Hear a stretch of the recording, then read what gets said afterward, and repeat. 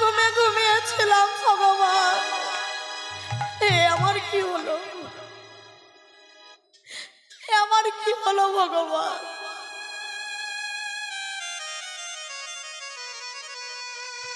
কৃষ্ণ না বলেছিল যে আগামীকাল সকালে আমি যার বদল দর্শন করব, এ জনমের মতো নয়, জন্মান্তরের জন্য আমি তার হয়ে যাব।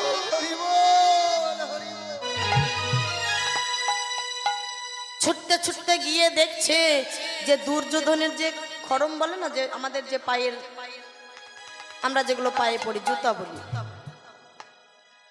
রাখা আছে। এটা দেখে তো আরো অর্জুনের মাথা খারাপ হয়ে গেল, কি তাহলে তো দুর্যোধন আমার আগে